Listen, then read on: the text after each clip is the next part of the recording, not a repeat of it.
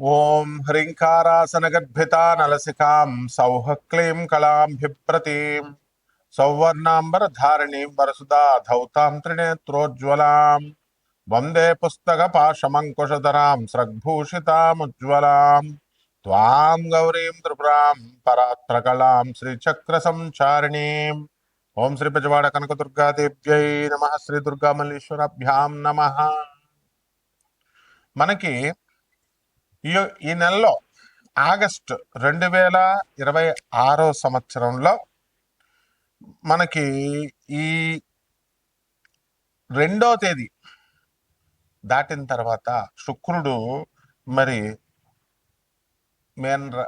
కన్యా రాశిలోకి వస్తున్నాడు. దానివల్ల ఏమవుతుంది అని అంటే, ఎవరికైతే భార్యాభర్తల మధ్య చిన్న చిన్న ఫైట్స్ అవుతున్నాయి, పెద్దగా అయిపోతాయి అన్నమాట. అలాగే ప్రేమ వ్యవహారాలు ఇవన్నీ కూడా కొంచెం ఫెయిల్ అవడానికి అవకాశాలు ఉంటాయి.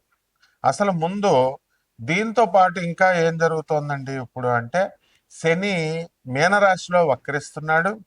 138 రోజులు ఉంటాడు. ఇది పెద్ద మేజర్ కాస్మిక్ షిఫ్ట్ అనమాట. అలాగే నక్షత్రాల మూమెంట్ను కనుక మనం చూసుకున్నట్లయితే, ఈ యొక్క శని ఏం చేస్తాడంటే, బుధుడి యొక్క నక్షత్రం రేవతి నక్షత్రంలో ఉండి, ఆ తర్వాత మళ్ళీ తన సొంత స్టార్ అయినటువంటి సొంత నక్షత్రమైనటువంటి ఉత్తరాభాద్రానికి బ్యాక్వర్డ్గా ఆయన అక్టోబర్ 10వ తేదీన వెనక్కి వచ్చేస్తాడనమాట. అలాగే మనం చూసామండి, శుక్రుడు ఈ యొక్క సెకండ్ ప్లానెట్ అనమాట.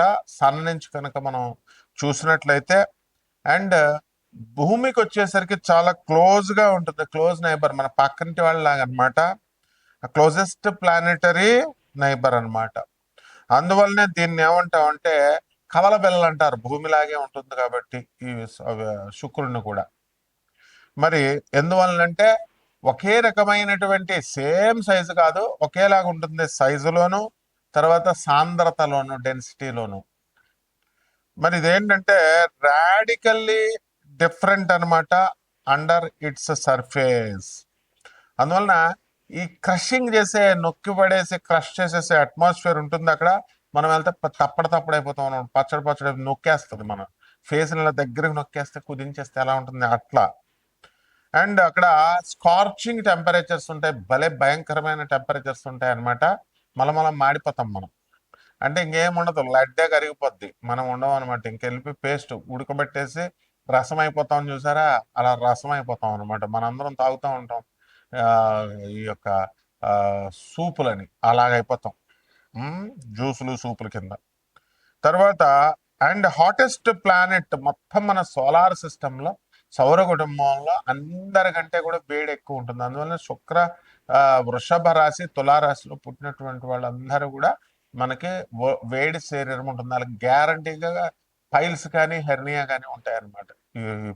ఈ యొక్క లగ్నాల్లో కానీ, నక్షత్రాల్లో కానీ, రాసుల్లో కానీ పుట్టిన వాళ్ళకి. అదేవిధంగా ఈ యొక్క కాంప్రహెన్సివ్ బ్రేక్ డౌన్ ఉంటుందన్నమాట వీనస్.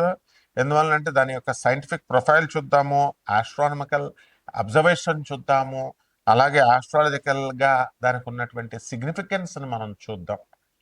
మొట్టమొదటిగా ఫిజికల్ క్యారెక్టరిస్టిక్స్ని కనుక మనం చూసి, అక్కడ ఉన్నటువంటి ఎన్విరాన్మెంట్, వాతావరణాన్ని కనుక మనం చూసినట్లయితే, మనకి అట్మాస్ఫియర్ ఎలా ఉంటుందంటే, అక్కడ వాతావరణము థిక్గా ఉంటుంది, దళసరిగా.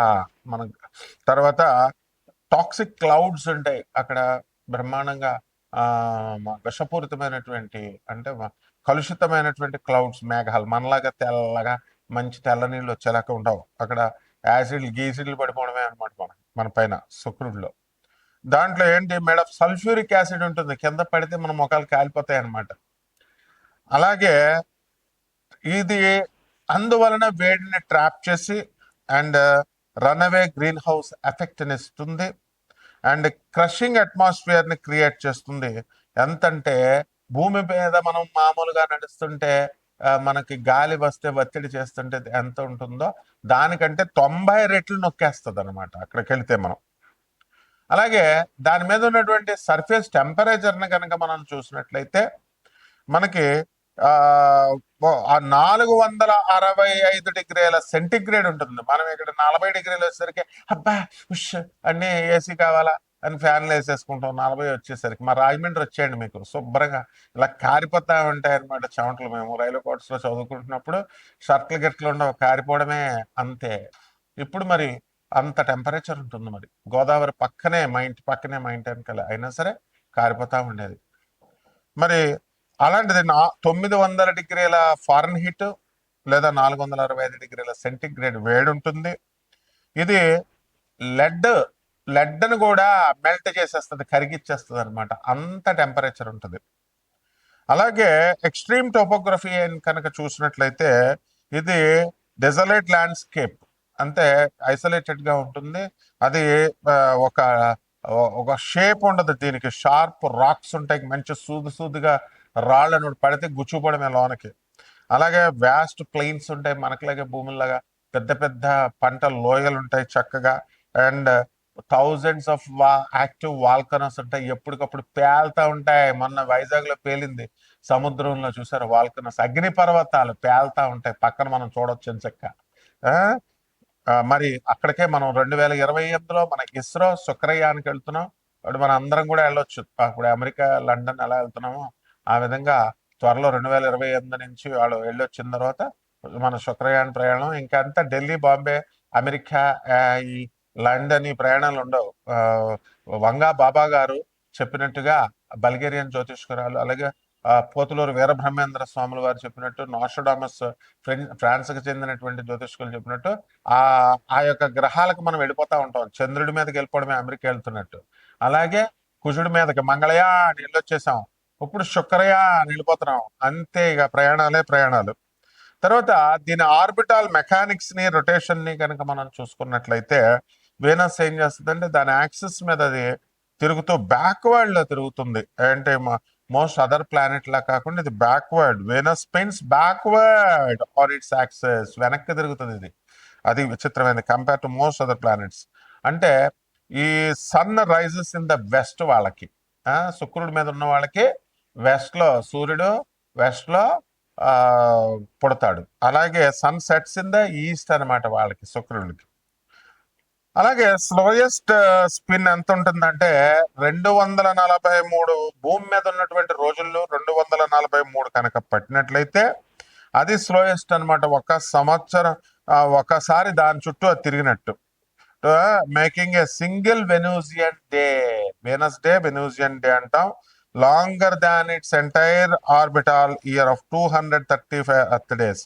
225 డేస్ జనరల్ గా, దానికంటే కూడా లాంగర్ గా 243 డేస్ పడుద్ది రొటేట్ ఒక్కసారి సూర్యుని చుట్టూ తిరగడానికి. అలాగే ఆస్ట్రానమికల్ అబ్జర్వేషన్ కనుక చూస్తే చాలా బ్రైటెస్ట్ గా ఉంటుంది. ఇది బ్రైటెస్ట్ ఆబ్జెక్ట్, దగదగా మెరుస్తా ఉంటది అనమాట. సో మూన్ కనుక తీసేస్తే బ్రహ్మాండంగా కనపడుతుంది కదా భూమి, మన చంద్రుడు సూర్యుడులాగా మంచి కాంతివంతంగా. దాన్ని తీసేస్తే మళ్ళీ ఆ తర్వాత నవగ్రహాల్లో ఎవర్ర గ్రహాల్లో ఉన్నది అని అంటే వీనస్సే బ్రైటెస్ట్ న్యాచురల్ ఆబ్జెక్ట్ అనమాట ఎర్త్స్ నైట్ స్కైలో కనుక మనం చూసినట్లయితే. బికాస్ దాని డెన్స్ క్లౌడ్ ను బట్టి అలా ఉంటుంది. అలాగే cover reflect 70% of the sunlight ని తీసేసుకొని మనకు రిఫ్లెక్ట్ చేస్తుంది అది. అలాగే మార్నింగ్ అండ్ ఈవినింగ్ స్టార్ గా దాన్ని చెప్పుకుంటాం. దాని ఆర్బిట్ అంతా కూడా భూమి లోపల ఉంటుంది, ఇంటీరియర్ టు అర్త్ కాబట్టి అది it is visible shortly after sunset. West లోకి వెళ్ళి సన్సెట్ తర్వాత చూసుకోవచ్చు. అలాగే shortly before sunrise east లో మనం చూసుకోవచ్చు. అలాగే వేదిక్ ఆస్ట్రాలజికల్ సిగ్నిఫికెన్స్ కనుక వేద శాస్త్రాల్లో ఉన్నటువంటి దాన్ని బట్టి మనం చెప్పుకోవాలనుకుంటే మనకి కోర్ సిగ్నిఫికెన్స్ ఏముంటుందంటే వీనస్ ప్రేమని, లవ్ ని, బ్యూటీని, వెల్త్ ని, సంపదని, లగ్జరీని, రిలేషన్షిప్స్ ని, క్రియేటివిటీని, సృజనాత్మకత శక్తిని, మ్యారేజ్ ని, వీటిలన్నిటికి కారకత్వం శుక్రుడిది అనమాట. మరి రాశి రోలర్షిప్ దగ్గరికి వచ్చేసరికి అది వృషభ రాశికి, తులారాశికి స్వక్షేత్రాలవి. అలాగే మీనరాశిలో మంచి ఎనర్జీ అంతా కూడా స్ట్రాంగ్ గా మాక్సిమం స్ట్రెంత్ ఉంటుంది. అండ్ వీకెస్ట్ స్ట్రెంత్ కన్యా రాశిలో ఉంటుంది. ఇప్పుడు అది ఉంది. ఎంతకీ ఏమిట్రా కథ అంటే ఈ కన్యా రాశి 2 ఆగస్ట్ నుంచి మనకి 2026 సంవత్సరం నుంచి శుక్రుడు వీక్ అయిపోయాడు. కాబట్టి దీని కరెంట్ స్టేటస్ ఏంటంటే మనకి బ్రైట్ మార్నింగ్ స్టార్ గా ఈస్టర్న్ స్కైలో మనం చూడొచ్చు. అండ్ ఆగస్టు 12 2026 సంవత్సరంలో 6 ప్లానెట్ అలైన్మెంట్ ఒకటి మనకి కనబడబోతోంది. ఆ 6 ప్లానెట్స్ అదేమిటంటే బుధుడు, కుజుడు, గురుడు, శని, యురానస్ అండ్ నెప్ట్యూన్, ఇవన్నీ కూడా పెద్ద ఆర్చలాగా ఆకాశంలో మనకు కనబడబోతుంది. దీనివల్ల మనం ఒక్కొక్క రాశికి ఈ ఏ విధంగా ఉంటుందో మనం విడివిడిగా ద్వాదశ రాశుల వారికి చూద్దాం. ఎవరైతే ఈ యొక్క ఇదంతా కూడా మనము కోటాను కోట్ల మంది కామన్ ప్లాట్ఫారం గా గోచార రీత్యా మనం చెప్తున్నాం. వ్యక్తిగత జాతకాలు కావాలనుకునేటటువంటి వాళ్ళు మరి వాట్సాప్ లో నాకు డీటెయిల్స్ అన్ని కూడా పెట్టండి. వాట్సాప్ లో చేయండి, ఫోన్లు చేస్తే మేము అర్థం అనమాట. ఎందుకంటే ఎక్కడ బయట ఉంటాం.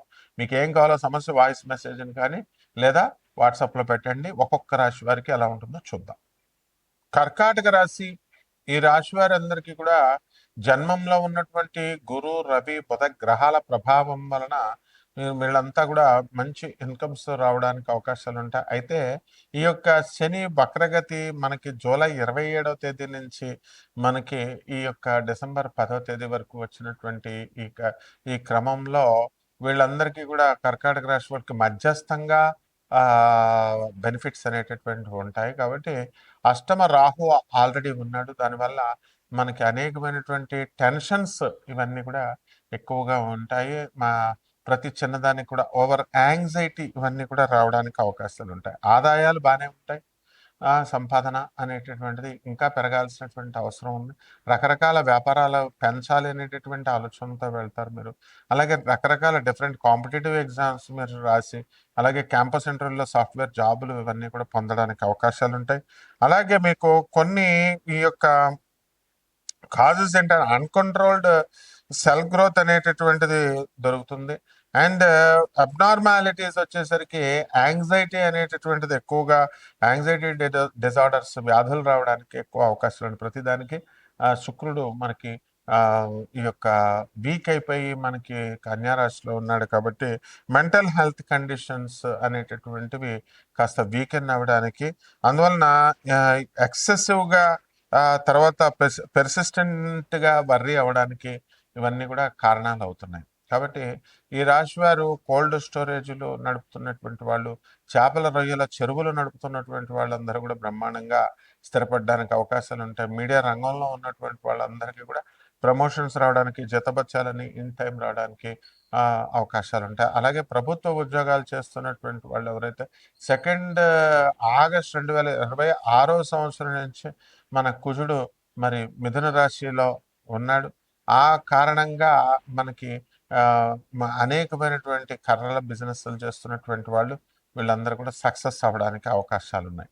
కాబట్టి ఈ రాశి వారికి అందరికీ కూడా మనకి చిట్టిపాటల వ్యాపారాలు, హోటళ్ళు, గోల్డ్ షాపులు రన్ చేస్తున్నటువంటి వాళ్ళ పరిస్థితి బ్రహ్మాండంగా ఉండడం అనేటటువంటిది జరుగుతుంది. మీ అన్నదమ్ముల్లో మీరు సక్సెస్ఫుల్గా ముందుకు వెళ్ళడం, ఆస్తుల పంపకాల్లో గొడవలు లేకుండా చేసుకోవడం ఇలాంటివన్నీ కూడా చేస్తారు.